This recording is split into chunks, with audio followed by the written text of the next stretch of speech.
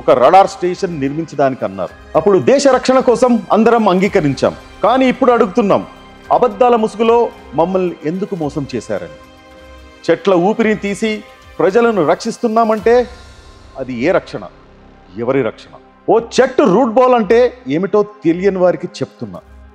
చెట్టు అడుగు లోతులో పెరగదు. దాని పాదాలు మట్టిలో కాదు, ప్రకృతిలో మమేకమై ఉంటాయి. ఈ దామగుండం అడవిలో 50 అడుగుల చెట్టును ఒక 4-5 అడుగుల గుంటలో పాతి పెడుతున్నారు. ఒక వృక్షం ఆకాశాన్ని తాకేంత ఎదిగిందంటే దాని వేర్లు భూమిలో అంతే లోతుగా విస్తరించి ఉంటాయి. ఇది రీలొకేషన్ కాదు, ఎగ్జిక్యూషన్. ఇక్కడ నేను చూసిన భయానక నిజం ఏంటంటే, రీలొకేట్ చేసిన చెట్లు బతికి ఉన్నట్టుగా మాయ చేస్తున్నారు. పెకిలించిన ప్రతి చెట్లకు నంబర్లు పెడుతున్నారు. దానితో పాటు ఆల్రెడీ అక్కడ ఉన్న చెట్లకు నంబర్లు వేస్తున్నారు. ఎందుకో తెలుసా ఇది? ఇవే మేము రీలొకేట్ చేసిన చెట్లని చెప్పడానికి రేపు. పెకిలించిన చెట్లను దట్టమైన అడవిలో మూలాన దొంగలా పాతి పెడుతున్నారు. చనిపోయిన చెట్లు బయట పడకుండా ఉండేందుకే ఇది.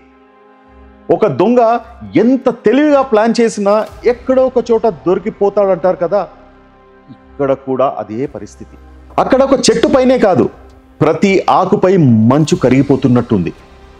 వందల రకాల ఔషధ మొక్కలు, ప్రజల ఆరోగ్యానికి వాడిన వనరులు నిర్జీవంగా నేల కూలిపోతున్నాయి. వాటి మీదే కదా మన భవిష్యత్తు నిలబడింది.